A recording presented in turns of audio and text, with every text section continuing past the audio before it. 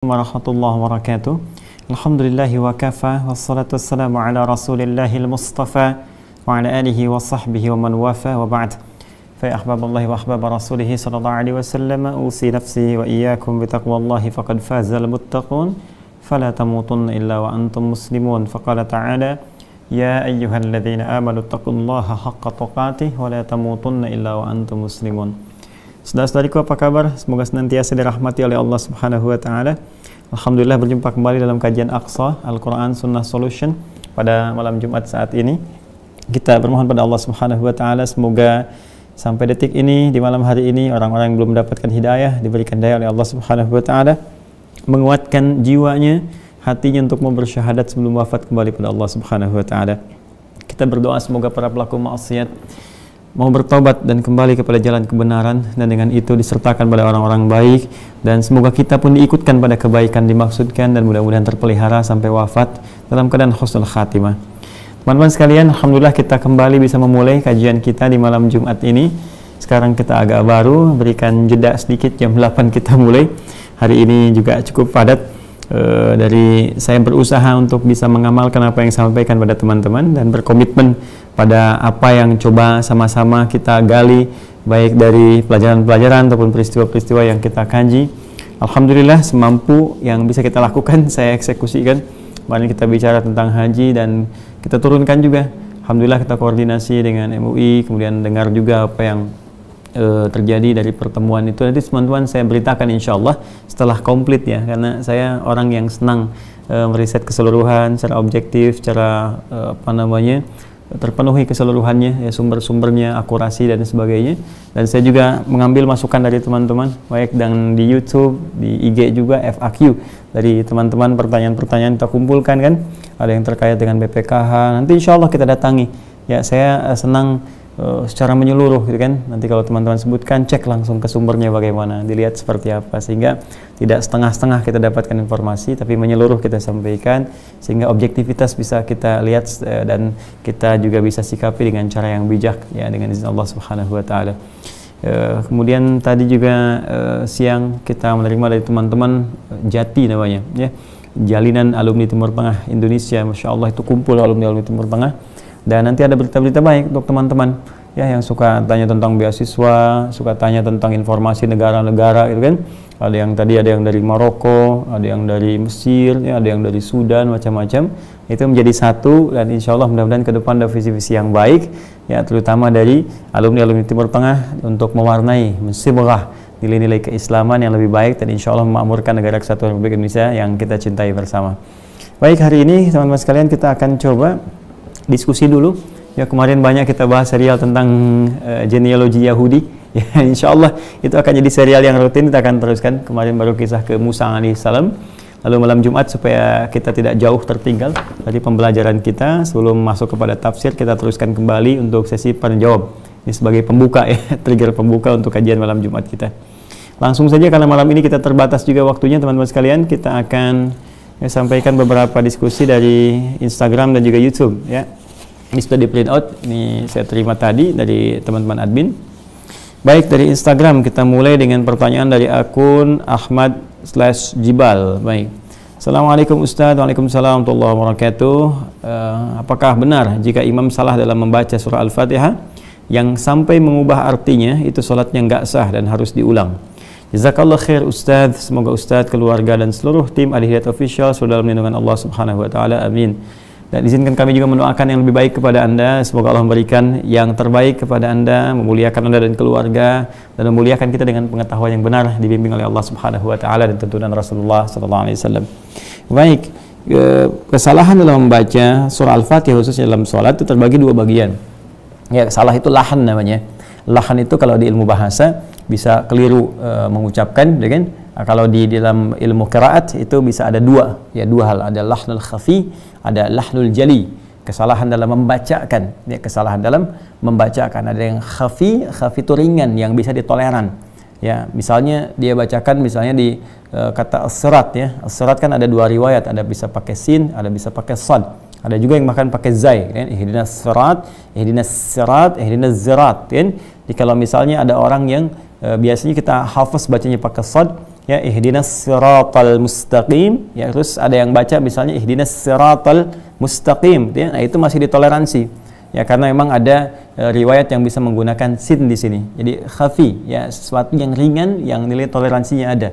Ya, semacam misalnya kita pakai baca hafz, ya ayat keempat Al-Fatihah, Maliki Yaumiddin, lalu dia baca pendek maknya misalnya, ya Maliki Yaumiddin, ya tanpa dia tahu riwayat tapi dia bacanya pendek misalnya karena khafi di sini, maka itu tidak ada masalah karena dua riwayat Maliki bisa dibaca panjang, Maliki Hafs dari Asim, kemudian Maliki ya qalun dari Nafi' atau Warsh dari Nafi' bisa dibacakan pendek. Itu yang khafi sifatnya.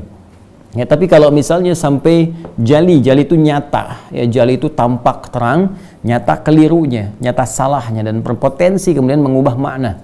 Ya, maknanya bergeser bukan ke makna riwayat lagi yang melengkapi tafsir, tapi memang betul-betul salah gitu kan. Nah, kita contohkan misalnya ayat kedua yang alhamdulillahi rabbil alamin, ya alih-alih dibaca ain misalnya dia pakai baca hamzah, ya dia menggunakan hamzah misalnya. Ya di luar Al-Qur'an, ya di luar Al-Qur'an dia baca misalnya bisa saja alhamdulillahi rabbil alamin, ya kan? Dan dia sadar dengan pengucapan itu dia keliru. Ya, dan nggak mau merubah misalnya kan, bukan karena lisannya memang ada kekurangan dalam pengucapan walaupun yang lain makhrajnya benar, tapi di sini dia keliru. Ya, dan dia merasa benar dengan bacaannya itu keliru. Ya, kalau sengaja diucapkan dengan menggunakan hamzah, maknanya sudah salah. Ya, alamin dari alam, ya alam itu ya alam semesta, tanda. Kenapa dinamakan dengan alam? Asal katanya seakar dengan kata alamat. Jadi semua yang di alam ini diberikan tanda oleh Allah untuk mendekatkan diri kepada Allah Subhanahu wa taala. Makanya orang-orang yang mengenal alam hewan, alam tumbuhan, alam langit, alam manusia, sebetulnya ketika belajar tentang itu semua pengetahuannya harus mampu membaca tanda-tanda yang mendekatkan dirinya kepada Allah Subhanahu wa taala. Itu yang disebutkan di Al-Qur'an, inna fi khalqis samawati wal ardi wa ikhtilafil laili wan nahari la ayatil liul albab. Ya, Ali Imran ayat 190 itu. Sungguhnya pada penciptaan langit dan bumi, kan, dan bergantinya siang dan malam. Anda lihat di langit, di bumi, siang, malam, tumbuhan, binatang, kan. Kenapa disebut alam? Yaitu tanda dari Allah. Alamin, ya semua alam-alam ini dibuat tanda oleh Allah untuk mendekatkan diri kita kepada Allah Subhanahu wa taala. Hatta yatabayyana lahu annahul haq, sampai kita yakin tahu bahwa ya ini benar. Ini semua dari Allah, sumbernya dari Allah Subhanahu wa taala. Itu pakai ain, Rabbul alamin, alhamdulillahi rabbil alamin, pakai ain, ya Rabb pemelihara semua alam-alam ini yang memberikan tanda untuk mendekat kepadanya. Tapi kalau pakai hamzah, Rabbul alamin, misalnya alamin pakai hamzah, ini alam artinya sakit.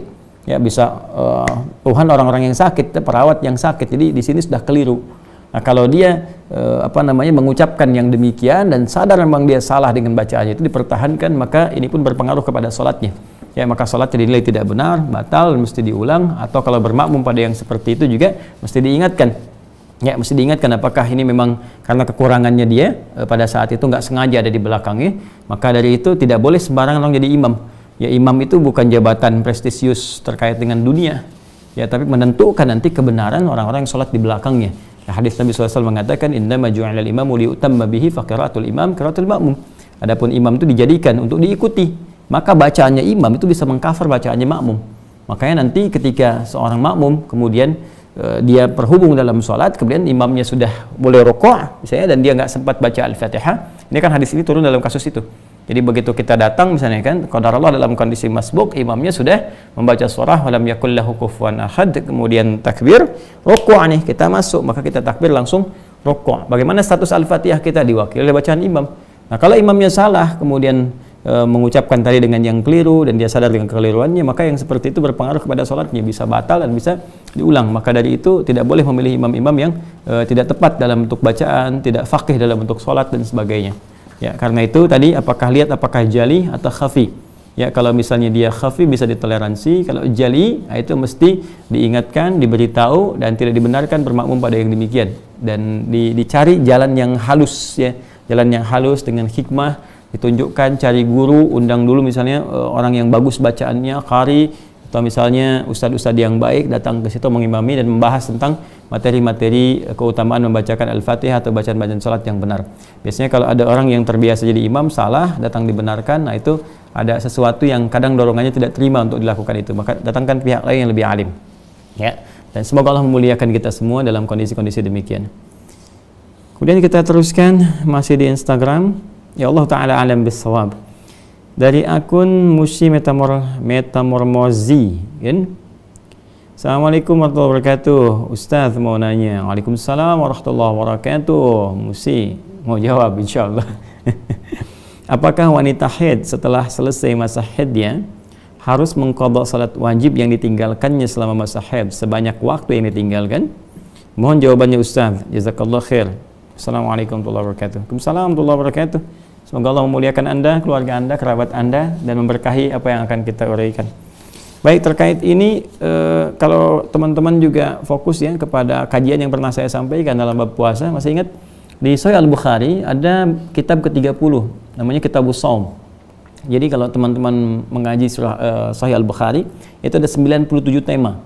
Ya, di setiap tema disebut dengan kitab namanya, ya, dengan kitab pembahasan gitu yang terkumpul. Setiap kitab ada subbabnya, disebut dengan bab, ya. Nanti kalau Anda buka ke-41, bab ke-41 di kitab ke-30.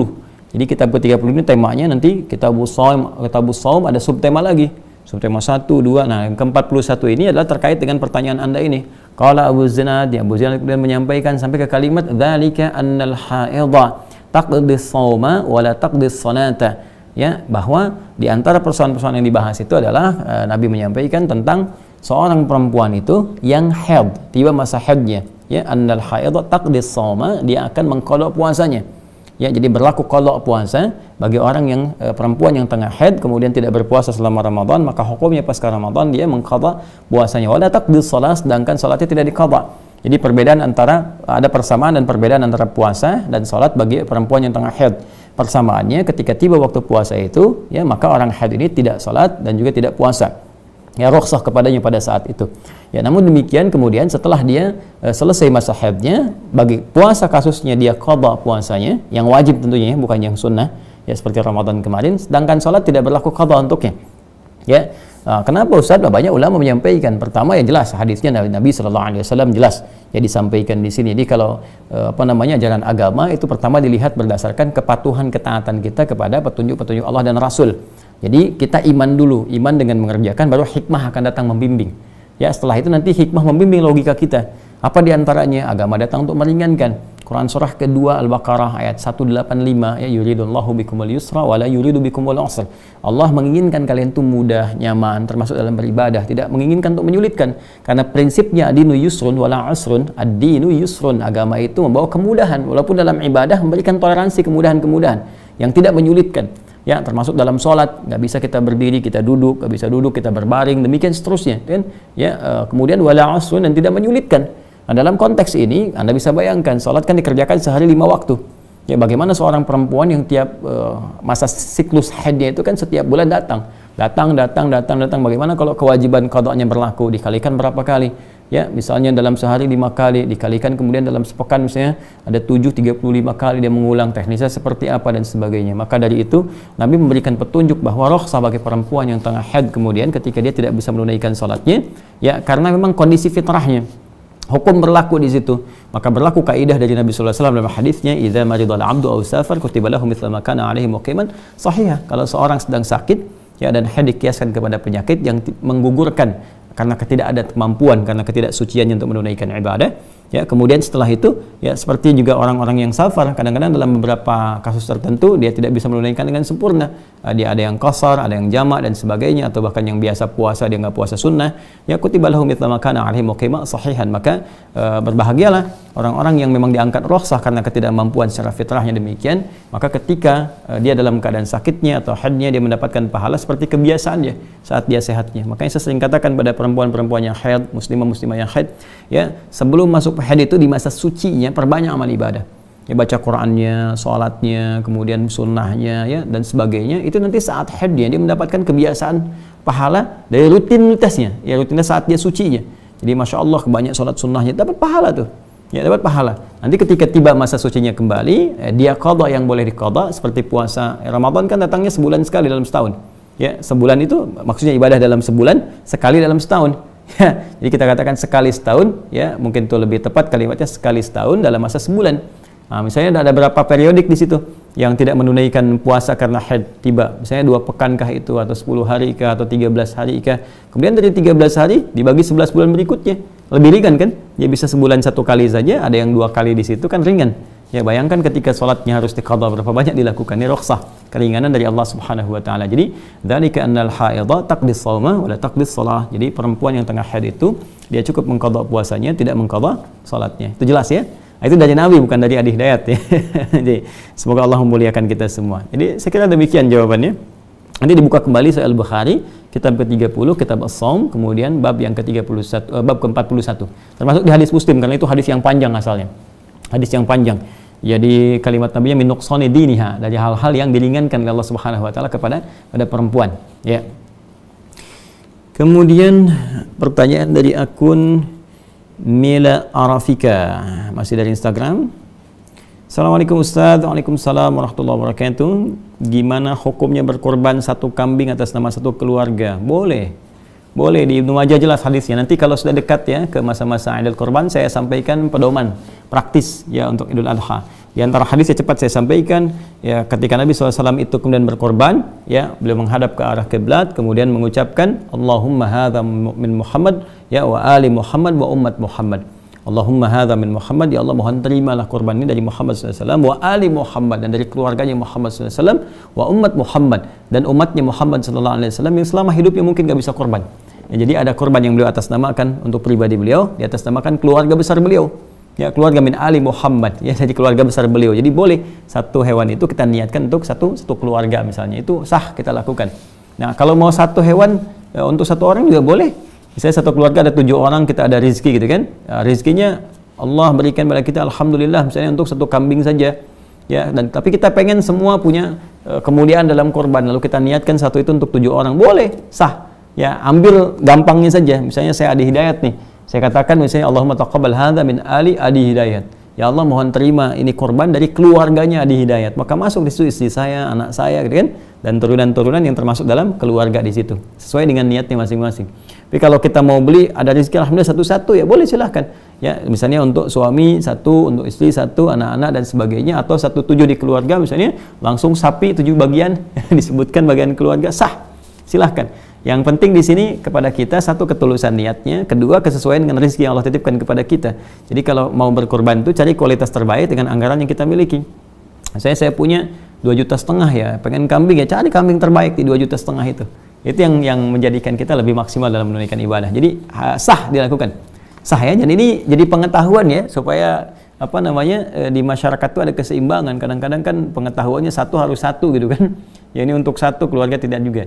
Jadi ada yang boleh dilakukan untuk 1 keluarga, ada yang boleh dilakukan juga untuk 1 niat, misalnya 1 orang 1 hewan boleh, termasuk nanti korban misalnya bagi yang telah meninggal dunia juga ada.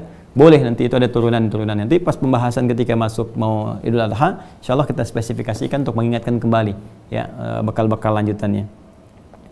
Baik, saya pindah ke YouTube dulu ya. Ini sudah 1, 2, 3 nih. Gantian dulu ya. Akun YouTube Said Nursi, dari 1 akun Said Nursi, Masya Allah, Said Nursi ini Badru Zaman. Ya ada Muhammad Said Nursi itu seorang tokoh ulama besar di Turki ya. Nah, ini akunnya. Bertanya, ya, semoga Allah muliakan Anda seperti Allah muliakan Badi'uz Zaman, ya orang yang luar biasa lah keulamaannya. Baik, bagaimana agar semangat menghafal atau belajar tetap terjaga? Ya jaga. Supaya terjaga ya jaga. Baik, setidaknya ada 3 hal ya. 1, meluruskan niat. Insya Allah dengan lurusnya niat ini Allah akan memberikan pendampingan kepada kita ya, berupa juga ada Allah kirimkan kekuatan pada diri kita, Allah kirimkan misalnya motivasi-motivasi terbaik, termasuk juga Allah jadikan pengiring malaikat-malaikat kan di sekitaran kita yang ditugaskan untuk menjaga konsistensi kita. Yang penting niat, lurus dulu, niat benarkan gitu kan. Nah ini yang diwanti-wanti oleh Nabi Sallallahu Alaihi Wasallam, termasuk dalam di antara pokok yang kita lakukan. Nabi Sallallahu Alaihi Wasallam menyampaikan dalam hadis riwayat Al-Bukhari, nomor hadis yang pertama ya, Nabi Hafs bin Umar bin Khattab radhiyallahu taala anhu qala Rasulullah sallallahu alaihi wasallam innamal a'malu binniyat wa innamal likulli imrin ma nawa. Sungguh semua pekerjaan aktivitas kita itu akan bergantung kepada niatnya, dan dari niat ini nanti melahirkan motivasi kepada kita, dorongannya gitu kan. Dan dari niat ini pula akan diberikan oleh Allah balasan sesuai niat kita. Apakah jadi ibadah? Kalau kita niatkan ibadah akan jadi ibadah. Ya kalau kita niatkan dunia jadi dunia. Ya orang sholat belum tentu dapat nilai isi Allah. Kalau dia niatkan sholatnya untuk dilihat orang, maka jadi dunia saja, riya malah di sini bisa berpeluang dosa. Ya tapi kalau kita misalnya niatkan karena Allah, lillah, nah itu akan jadi dorongan terbaik untuk kita. Termasuk belajar. Niatkan karena Allah, Allah akan berikan. Baik itu pahalanya, pendampingannya, menjaga kita dan sebagainya. Yang kedua, hadirkan motivasi. Ya, motivasi. Jadi untuk mencapai tujuan itu apa kemuliaan-kemuliaannya. Sama persis ini manhaj Al-Quran. Ketika Allah misalnya meminta kita untuk menunaikan sholat tahajud, Allah turunkan sebagai motivasi, ini ya keutamaan tahajud ini. Misalnya ada 4 di Quran surah ke-17 ayat 79 sampai 81 kan. Tahajud itu bisa menjadikan bimbingan Allah hadir dalam hidup kita, mengawali pekerjaan. Tahajud memberikan bimbingan supaya keluar dari kesulitan. Tahajud mendatangkan pertolongan Allah Subhanahu wa taala gitu kan, dan turunan-turunan lainnya. Ya, kemudian ketika kita akan tahajud, tuliskan ya misalnya di dinding ya tempat kita misalnya tidur, di sampingnya ada dinding, kita bikin tulisan, tuliskan, hey, kalau kamu tahajud dapat ini, dapat ini, dapat ini. Ketika miring ke kanan, kita melihat itu jadi motivasi untuk kita. Ya, Anda motivasi ingin menghafal Quran, apa tujuannya? Maka datangkan misalnya di situ, ini kemuliaan penghafal Quran ini, kecerdasan akan ditingkatkan oleh Allah, kemuliaan akan dijaga, di akhirat kita bisa memberikan mahkota pada kedua orang tua. Ini begitu dituliskan, itu memberikan semangat lebih. Dan terjaga kita untuk menghafal kembali, mengulang kembali. Dan, nah, yang ketiga itu dengan takwa. Nah, takwa ini penjagaan yang terbaik, meluruskan niat, menghadirkan motivasi, meningkatkan takwa. Ya, takwa itu kan jelas teman-teman sekalian, arahnya bisa meningkatkan ibadah, jadi support dengan ibadah. Ya, ibadah itu bisa ada yang ritual nanti, ya, bisa meningkatkan sholatnya, sunnahnya, ya kan, bacaan Qurannya, puasanya, infaknya, dengan konteks itu, dan meninggalkan maksiat. Ini biasanya kalau maksiat ditinggalkan, motivasinya kuat untuk menunaikan kebaikan-kebaikan, termasuk kepada ilmu. Makanya di Quran itu antara takwa dengan ilmu itu disandingkan. Ya, seperti di akhir ayat 282 di surah Al-Baqarah. Jadi di penghujungnya paling kiri, paling bawah itu Allah menyampaikan wattaqullah wa yu'allimukumullah. Tingkatkan takwamu kepada Allah, maka Allah akan berkenan ya menambahkan pengetahuan, menjaga pengetahuan engkau gitu. Makanya ketika kita meningkatkan takwa, terjaga kita. Ya, pengetahuan itu lurus gitu, bersih sekali, pandangan objektif, solutif, ya bukan kita menyampaikan sesuatu itu hanya untuk disampaikan saja, untuk rame, untuk ini, apalagi untuk menyoal orang lain.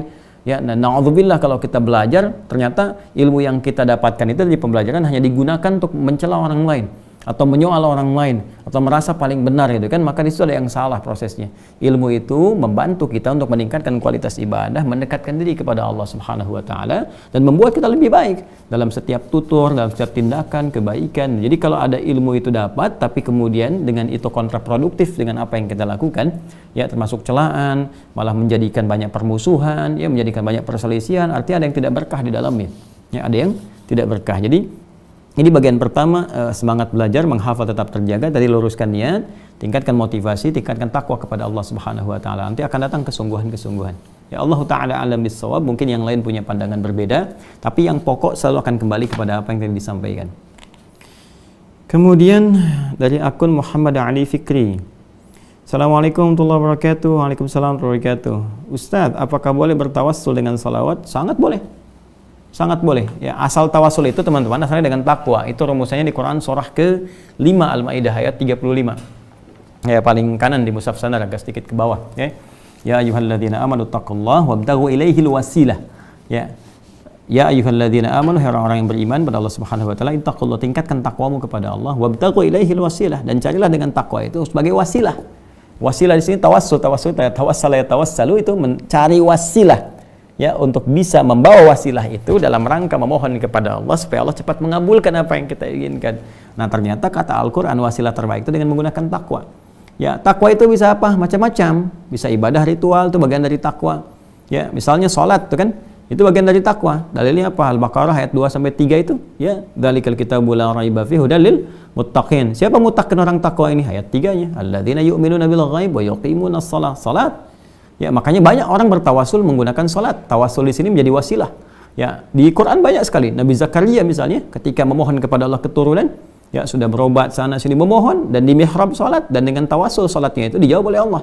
Ya, itu kan ada di Quran surah ketiga Ali Imran ayat 38 sampai 39. Hunalika da'a Zakaria rabbah qala rabbi habli min ladunka dzurriyyatan thayyibah innaka sami'ud du'a.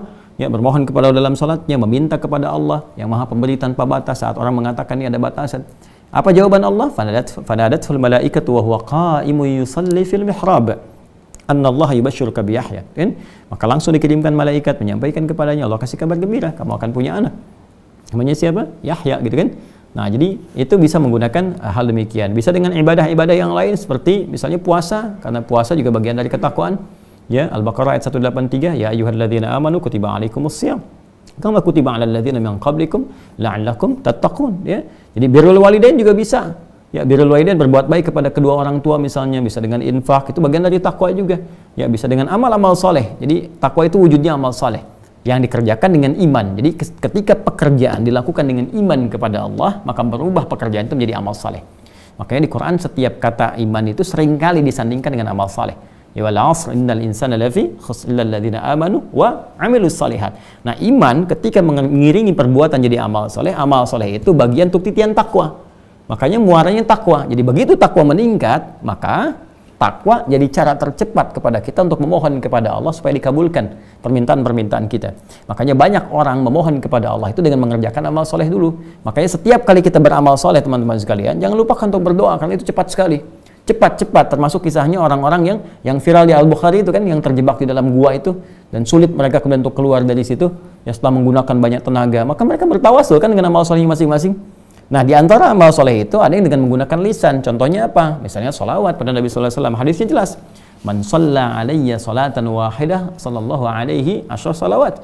Siapa yang bersolawat kepadaku, kata Nabi sallallahu alaihi wasallam, dengan satu kali solawat, Allah akan balas dengan 10 kali. Ya, awas nih ya, awas, ada hati-hati, ada persepsi orang-orang salah yang ditebarkan oleh baik itu dari kalangan orientalis ataupun misionaris bahwa ini nabinya orang Islam masih butuh syafaat dari umatnya. Itu salah memahami. Ya, kita wajar lah karena nggak pernah belajar Islam kan, nggak pernah sholat, nggak pernah puasa, nggak pernah mengerti. Jadi kita terangkan lagi dengan cara yang benar. Sholat yang dimaksudkan di sini adalah meminta dengan sholawat itu, memohon kepada Allah dengan keutamaan nabinya supaya kita dapat kemuliaan. Ya, jadi bukan mendoakan dalam konteks mendoakan Rasulullah sudah baik, sudah terjamin dan sebagainya. Justru kita memohon kepada Allah ya dengan membawa nama Rasulullah SAW melalui sholawat kepadanya. Ya, maka kata Nabi SAW itu akan balik 10 kebaikan. Jadi kita bersolawat kepada Nabi SAW, meminta, hakikatnya meminta kepada Allah supaya dengan solawat itu Allah berikan kemuliaan seperti Allah berikan kemuliaan atas nama Nabi Muhammad SAW. Ya, maka dari situ datang Allah memberikan solawat, kata Nabi, 10 kebaikan kepada kita.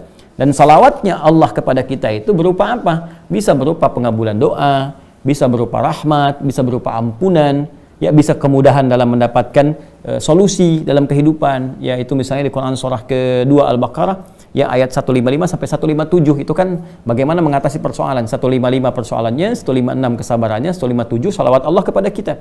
Ya, walanabluwannakum bisyai'in minal khaufi wal ju'i wa naqsin minal amwali wal anfusi wath thamarat wa basyiris sabirin. Ya, dan setiap orang-orang yang hidup, kalian semua akan mendapatkan ujian untuk meningkatkan kualitas hidup kalian. Bukan untuk menjadikan kehidupan kalian bermasalah, kata Allah. Ya, apa saja ujiannya itu? Ada kekhawatiran, khauf, kita khawatir, gak enak, gak nyaman, macam-macam sifatnya. Ya. Wal ju', kadang-kadang lapar, kadang harta berkurang, wa naqsunul amwal wal anfus, ya. Kadang jiwa ada yang sakit bahkan meninggal, wa thamarat, ada hasil kerja keras kita diambil oleh orang lain, kita yang tender, mereka yang dapat proyeknya, kan? Wa basyiris sabirin, dan berikan kabar gembira pada orang sabar. Siapa orang sabar ini? Ayat 156. Alladzina idza asabathum musibah qalu inna lillahi wa inna ilaihi raji'un, yaitu orang-orang ketika diuji itu dia menyadari sepenuhnya, wah, ini Allah yang telah tentukan, Allah ingin mengangkat derajat saya. Nah, jadi ini adab di Quran ya, kalau sedang punya ujian itu diuji langsung. Ya, cara pandangnya pakai iman dulu, kalau pakai akal capek nanti. Jadi biarkan iman membimbing akal kita untuk memahami sehingga datang hikmah. Maka ketika iman kita berbicara, iman kita memberikan bimbingan, maka spirit Quran akan datang. Kata Allah, setiap ujian itu pada hakikatnya didesain oleh Allah untuk meningkatkan kualitas kehidupan kita. Karena semua ujian itu, pemahamannya, itu tidak pernah datang kecuali untuk meningkatkan kualitas. Silahkan kalau nggak percaya, ya, kita kadang-kadang di satu sisi bisa memahami dengan mudah, tapi sisi lain terkait hidup kita sendiri, kok jadi susah gitu logika itu dipakai. Saya beri contoh begini, di sekolah kan ada ujian. Kita mengerti kan setiap kali ada ujian itu untuk meningkatkan kualitas ilmu kita. Makanya kita belajar kan, supaya terlihat ilmu kita itu meningkat. Kalau nggak belajar berarti nggak lulus. Ya, makanya kan kosa atau frame terkecilnya itu supaya lulus. Lulus itu apa sih maksudnya? Ya, lulus itu kan peningkatan kualitas. Jadi lulus, kualitas kita meningkat. Sehingga naik dari yang sebelumnya, kan? Dari SD ke SMP, SMP ke SMA. Ya, hidup juga begitu, kan polanya sama saja. Diuji dengan persoalan supaya kualitas meningkat. Kualitas kesabaran, ketangguhan menghadapi sesuatu, ketangguhan merencanakan, ya, ketangguhan bersikap dan sebagainya. Nah, kalau lulus di situ nanti naik kelas. Naik menghadapi lebih besar lagi, maka diuji lagi sehingga matang keadaan hidup kita. Ketika semua ujian sudah dihadapi, maka kehidupan jadi ringan untuk dilakukan. Ya. nangis itu wajar, air mata itu wajar. Nanti ketika semua air mata telah keluar, pada hakikatnya, pada akhirnya Anda akan menyikapi semua dengan bahagia karena sudah tidak ada air mata lagi yang akan keluar. Jadi kalau sudah terbiasa mengeluarkan air mata sehingga sampai kering, nggak ada air mata lagi yang akan dikeluarkan karena semua akan kebal dengan semua jenis ujian, ringan. Jadi hidupnya akan jadi menyenangkan saja kalau benar cara menghadapinya.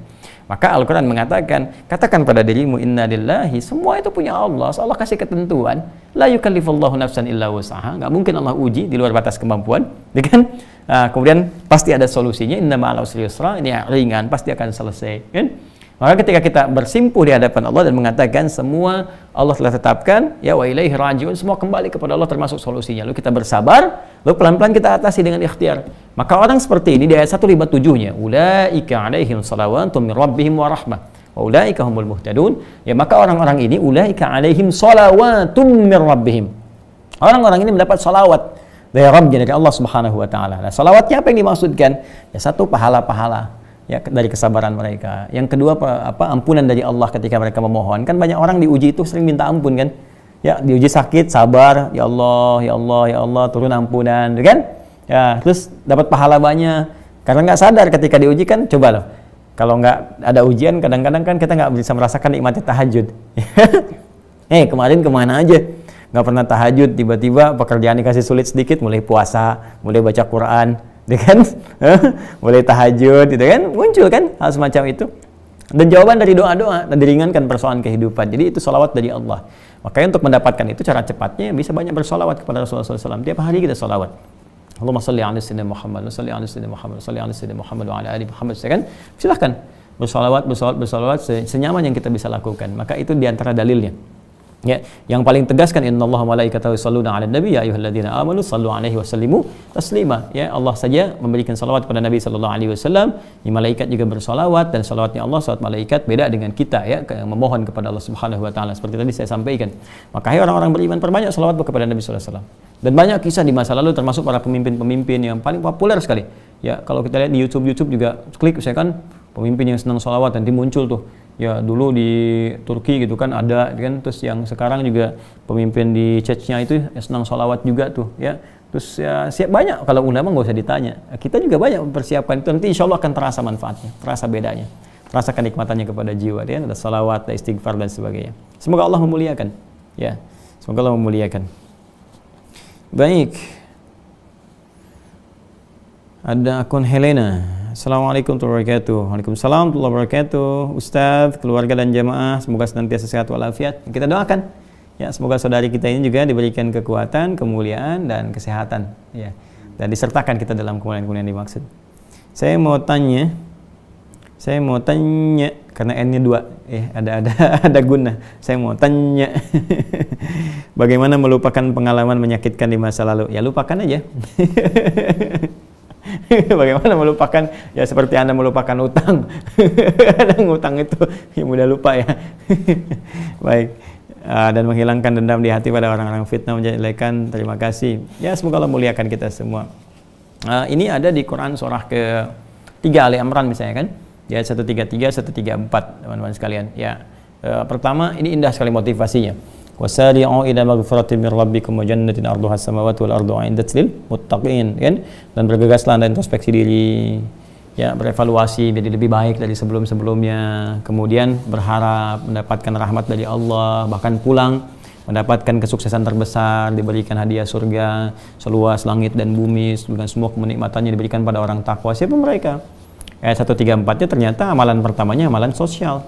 Alladzina yunfiquna fis sarra'i wad dharra, yang gemar berinfak dalam kelapangan ataupun sedang sulit, dia masih mencoba untuk membantu orang lain. Wal kadhiminal ghaidha, sanggup menahan amarah yang kira-kira bisa diukur dengan pribadinya, kan? Wal 'afina 'anil nas, memaafkan kesalahan orang-orang yang mampu dia maafkan. Ya, dalam konteks pemaafan.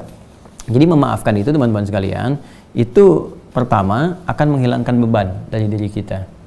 Ya, yang kedua, tidak menghilangkan kasus di hadapan Allah Subhanahu wa taala sepanjang dia belum minta maaf. Ada orang yang mencela kita, memfitnah kita, menjelekkan kita, terus kita maafkan, ya kan? Kita maafkan. Nah, pemaafan itu akan meringankan beban kehidupan kita. Kita akan dilupakan dengan orang-orang ini. Jadi kita fokus pada kegiatan kita aja, jalan dan seterusnya. Setelah kita ingatkan misalnya, kita ingatkan ya itu nggak baik, itu nggak benar, ya itu nggak tepat. Bertobatlah kepada Allah Subhanahu Wa Taala, ya, atau dengan bahasa-bahasa yang elok lah. Misalnya disoal tentang apa? Ya kemarin kan saya juga banyak disoal, kan kita jelaskan seutuh-utuhnya. Ya, apakah kamu nilep misalnya kan anggaran sekian? Alhamdulillah saya tidak lakukan. Nih wujudnya seperti ini. Mana bukti transfernya? Nih bukti transfernya ada. Mana auditnya? Nih auditnya ada. Itu selesai kan? Nah, kemudian secara pribadi, kalau terkait dengan kita pribadi ya, kita maafkan misalnya. Ya, tapi pemaafan itu bukan berarti menghentikan status buruknya di hadapan Allah. Tidak, tetap sebelum yang bersangkutan belum minta maaf kepada kita atau belum mengklarifikasi, tetap dia punya nilai buruk di hadapan Allah Subhanahu Wa Taala. Ya, bahkan kalau misalnya hal itu tindakannya menjadi tindakan-tindakan kriminalitas, maka bukan berarti pemaafan itu menghilangkan sisi hukumnya. Ya, kalau semua hukum selesai dengan pemaafan, maka yang korupsi enak banget dimaafin selesai gitu. Saya pencuri minta maaf selesai, tidak juga, ada proses yang berjalan. Ya, namun demikian tentunya ada kaidah-kaidah keulamaan, kaidah Quran, kaidah hadis itu mesti dipakai. Ya, mesti dipakai. Jadi kalau ada sesuatu yang belum jelas diperjelas. Kalau ada sesuatu yang bisa damaikan dengan perdamaian. Kalau ada sesuatu yang membuat kegaduhan ditenangkan.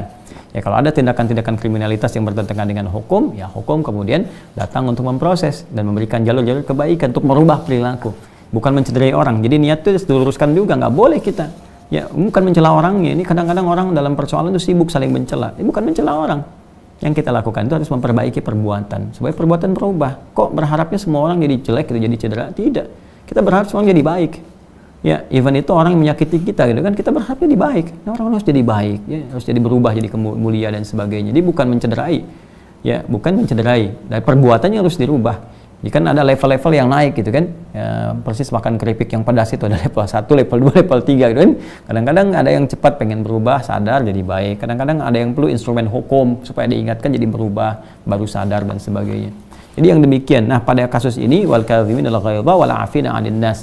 Allah yuhibbul muhsinin. Jadi kalau kita bisa menghentikan itu dulu dalam gejolak pada kehidupan kita, pada diri kita, udah ya alhamdulillah Allah kasih hadiah. Kalau kita bisa mampu memaafkan pada pribadi kita, Allah kasih hadiah. Apa itu? Pertama, ketenangan dalam diri kita. Kita nggak mikirin yang itu. Kita nggak mikirin persoalan-persoalan yang bisa yang mendera dan sebagainya. Jadi kita hanya fokus pada pekerjaan-pekerjaan kita. Tenang, nggak mikirin banyak hal dan sebagainya. Ya.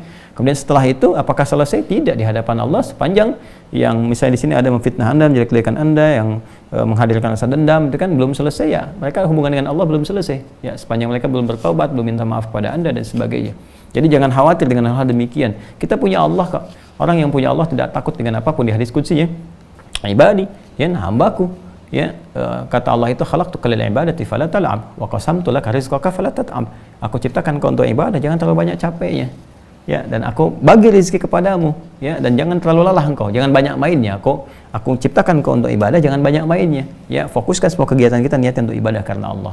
Wa qasamtu laka rizqaka fala tat'ab. Aku telah bagi kepadamu, ya kata Allah Subhanahu wa taala itu rezeki.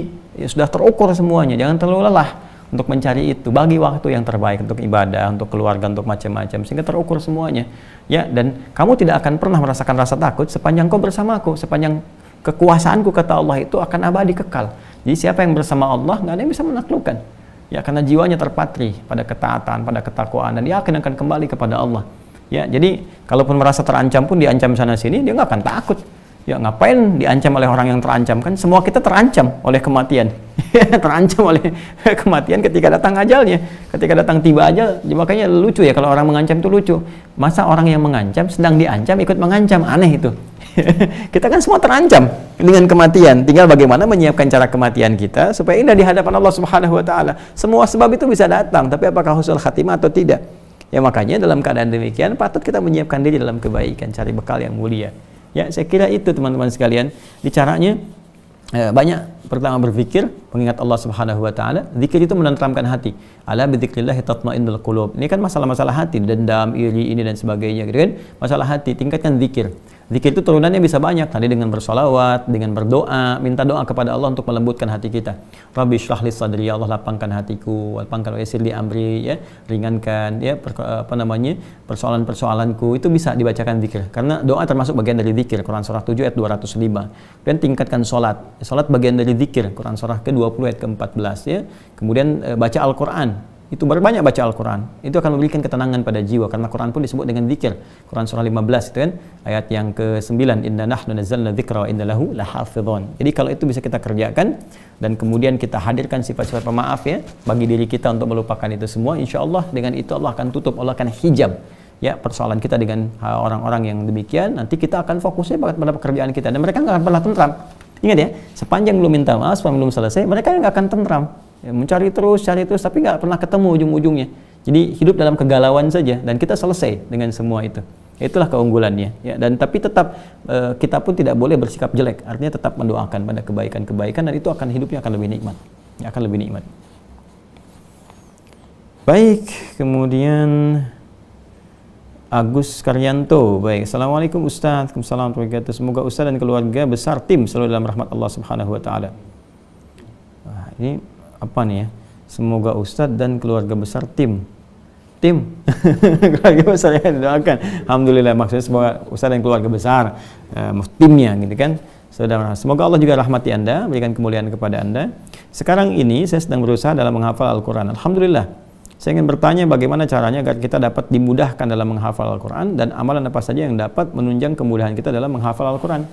Terima kasih Ustaz. Baik, saya sering sampaikan di kajian-kajian khusus tentang Al-Quran. Banyak faktor yang menjadikan Allah memberikan kekuatan kepada kita. Termasuk kalau Anda belajar dari teman-teman yang karantina kemarin, Masya Allah ada yang 25 hari, 21 hari, 26 hari, 30 hari hafal Al-Quran. Itu rata-rata.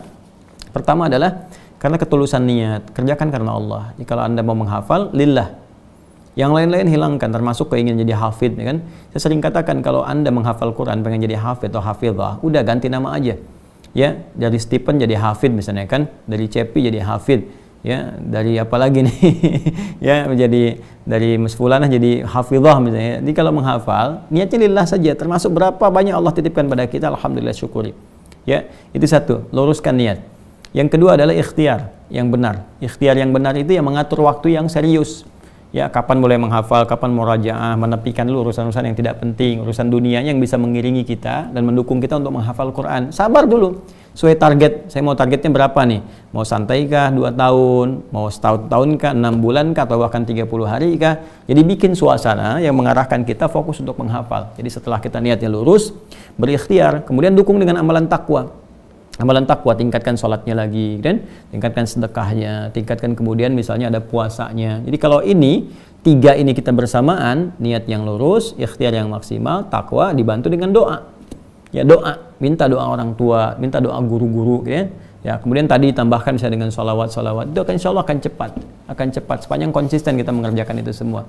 Dan semoga Allah memberikan kemudahan kepada Anda dan kepada kita semua, dan menyertakan kita semua dalam rahmat Allah Subhanahu wa taala. Baik, sementara yang terakhir, nggak apa-apa, dari YouTube 5 ya, jadi 5, dari Instagram 3, dari PT Golita, akun PT Golita, Insya Allah. Assalamualaikum Ustaz, Waalaikumsalam warahmatullahi wabarakatuh. Saya mau bertanya bagaimana caranya agar kita bisa terhindar dari zina. Ya, dan apakah kalau saya bertobat dosa zina saya yang lalu bisa diampuni Allah Subhanahu wa taala? Saya senang sekali dengan pertanyaannya. Ya, saya mau bertanya bagaimana caranya agar kita, berarti Anda dan saya kan, kita semua bisa terhindar dari zina. Nah, itu bagus sekali untuk kita semua karena banyak potensi-potensi yang bisa menjerumuskan kepada itu. Ya, baik misalnya dari zina mata, zina telinga, zina mata melihat hal-hal yang nggak pantas untuk dilihat, ya, kebiasaan-kebiasaan yang buruk, kemudian zina telinga mendengar kalimat-kalimat yang kotor yang mengarahkan pada hasrat seksual pada tempat yang tidak benar. Ya, dan perbuatan-perbuatan yang juga sekarang banyak sekali perangkat-perangkatnya, semoga Allah hindarkan kita dari itu. Termasuk juga iklan-iklan ya. Saya tuh sering kalau lihat misalnya baca ada komentar tunjukin admin kan, oh, kenapa Ustaz ini kok ceramah tapi iklannya snack video. Itu kan algoritma YouTube dari kebiasaan Anda aja nih. Jadi kalau Anda kebiasaannya lihat yang begitu atau klik yang begitu, datangnya seperti itu. Tapi kalau Anda kliknya misalnya yang baik-baik ya, atau iklannya muncul ketika ada, itu kan dari kebiasaan Anda buka kan, itu algoritmanya tersusun dengan kebiasaan kita buka laman apa dan sebagainya. Jadi Anda sendiri sebetulnya yang mengkreasikan itu. Jadi mengkoreksi untuk membuka sesuatu itu yang benar sehingga nggak datang iklan-iklan yang nggak diharapkan gitu kan. Baik. Lalu apakah kalau ada ini si fulan atau fulan yang bertobat dosa zina yang lalu bisa diampuni? Insya Allah. Bahkan jelas ayatnya.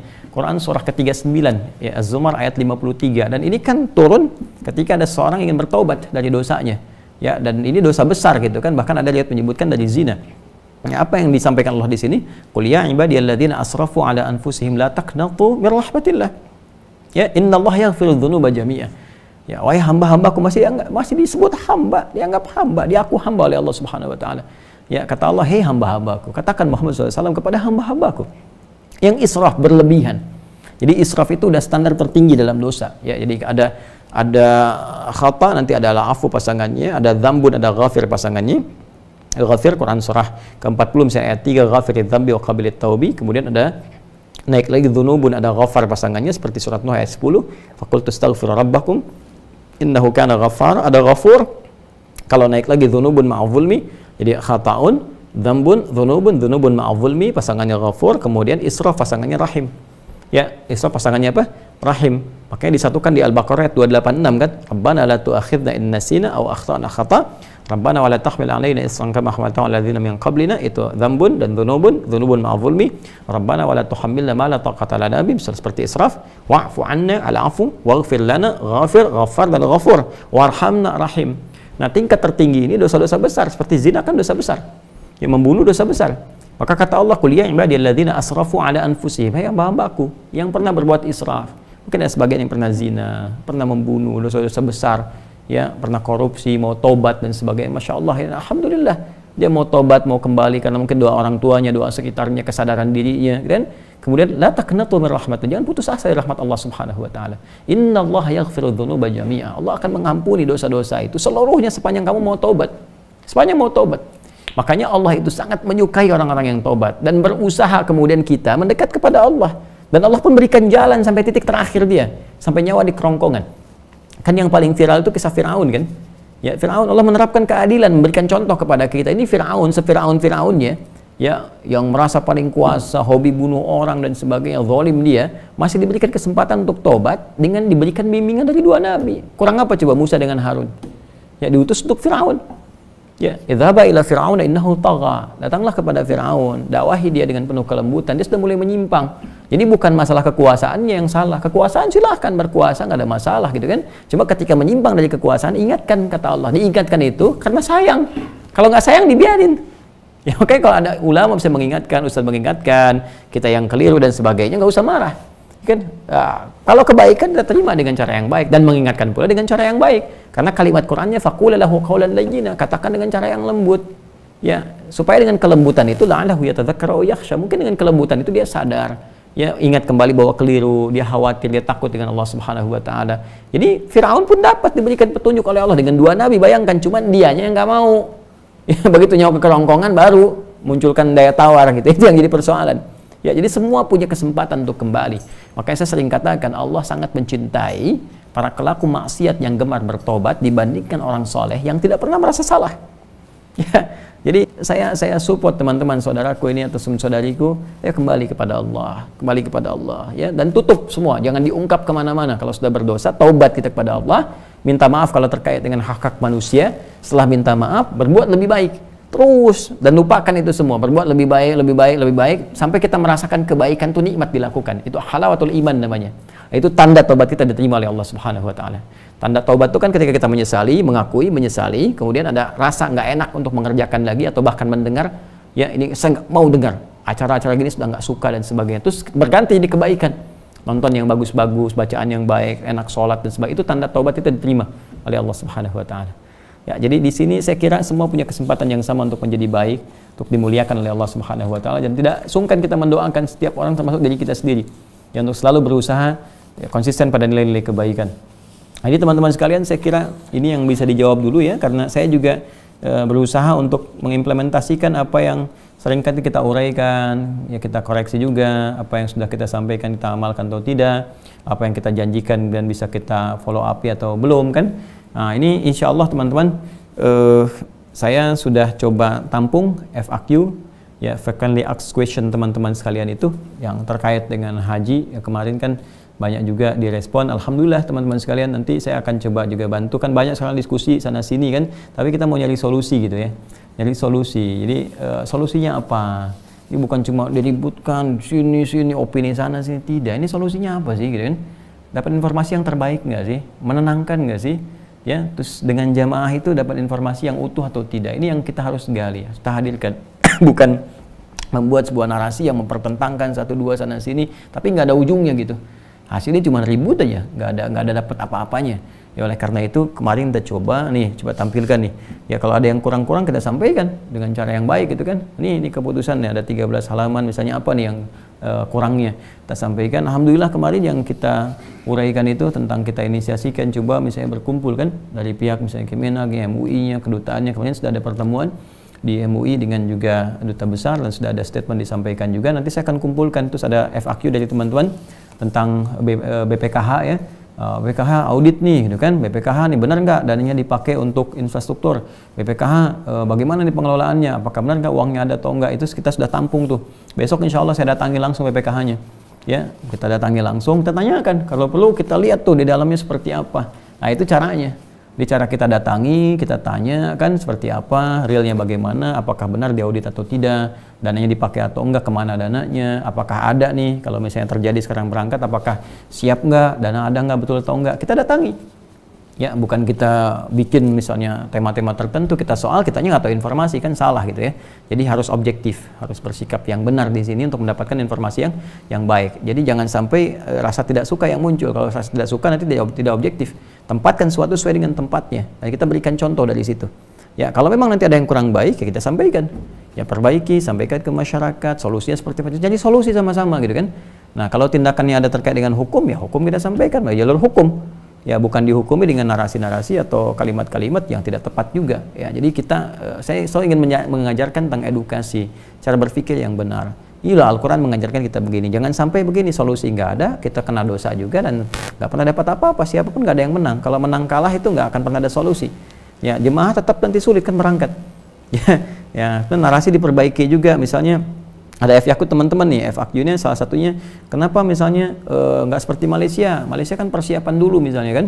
Di Malaysia persiapan dulu, vaksinnya disesuaikan, siapkan jemaah 4.000 orang. Ya kita kenapa nggak menempuh yang sama? Kalau kita 10% dari kuota dunia, misalnya kuota 2 juta, kita 200.000 di masa non-pandemi. Ya sekarang kita ada dunia dapat 60.000, misalnya kita 6.000, kenapa nggak disusun dulu itu? Nah, kita akan bawa nanti. Kita tanyakan kan. Kenapa Kemenag bisa nggak susun ini? Bagus kalau misalnya nanti ada Kemenagnya, BPKH-nya, Kemenkesnya, misalnya kan BPK-nya itu bisa duduk sama-sama, terus dari kedutaan Saudi sampaikan ya dengan clear and clean. Terus teman-teman yang juga memberikan masukan, kita apresiasi. Nah, jangan juga disoal ini anti tidak. Dudukkan aja. Ini pertanyaan dari masyarakat disusun, jawab gitu kan. Terus solusinya apa dari situ untuk mempermudah ke depan jamaah? Itu indah rasanya. Ya indah. Jadi semua sisi kita tampung. Ya ini masukan nih, ini benar nggak ada data seperti ini, sampaikan, cross check lagi. Terus tidak boleh tutupi, transparansi semua. Karena haji ini masalahnya masalah yang sangat sensitif. Ya jangan sampai muncul anekdot-anekdot gitu kan yang tidak tepat juga. Atau bahasa-bahasa yang harus disesuaikan. Nanti kita akan clearkan dari kita berusaha tentunya ya, sebagai bagian dari berkontribusi di keulamaan, kan? Tugasnya demikian, karena ini juga terkait dengan bimbingan umat. Sering ditanya, kita sampaikan hukum-hukum yang benar, dan cara menyampaikan hukum kan semuanya harus konstruktif keseluruhannya, terukur, baik, informasinya baik untuk semua. Nah, setidaknya itu bisa memberikan jawaban dan harapan yang benar ke depan seperti apa, ini bagaimana langkahnya, bagaimana, dan disampaikan secara menyeluruh, dan setiap orang merasakan solusi. Itu kan indah seperti itu, dan semua ditampung. Ya, dan kita nyaman gitu. Kita nyaman. Apa yang mau didapatkan? Nah, insya Allah besok saya akan datangi BPKH. Ya, insya Allah siang, mungkin insya Allah setelah Jumatan saya datangi ke sana. Dan saya juga bermohon teman-teman di BPKH yang mohon izin, mohon bisa menerima, saya bisa datang, sehingga dengan itu pertanyaan-pertanyaan jamaah yang saya bawa, saya sudah siapkan tuh. Ya, nanti kita akan tanyakan nih jamaah ini. Nah, mudah-mudahan bisa direkam nanti ya. Jadi nanti dijawab dari sana. Ini kalau tanya begini jawabannya apa, jawabannya apa. Nanti saya akan usulkan juga gimana kalau duduk di satu forum. Gak apa-apa, saya jadi moderator juga gak apa-apa. Yang penting nanti satu forum duduk, ini ada pertanyaan, nyoal nih seperti ini, coba jawab. Kapan lagi, apa rencana haji ke depan?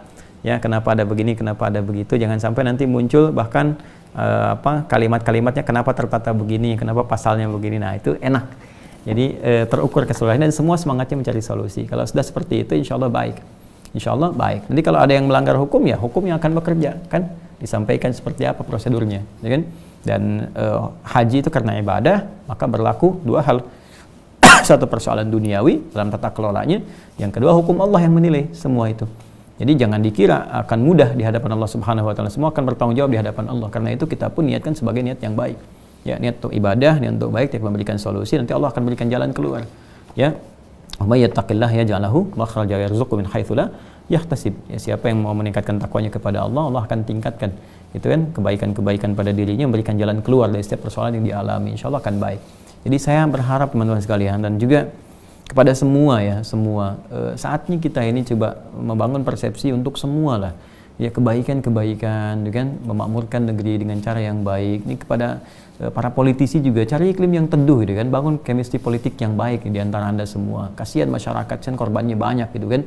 Kalau hanya untuk kekuasaan, untuk macam-macam seperti itu. Demi Allah saya katakan, banyak generasi-generasi muda itu kan yang sekarang ini hadir yang menjadi beban kemudian di masa depan. Ya, bagaimana kemudian memakmurkan negerinya, bagaimana berkontribusi pada kebaikan-kebaikan. Jadi saya ingin menempatkan semua pada tempatnya masing-masing dengan cara yang baik.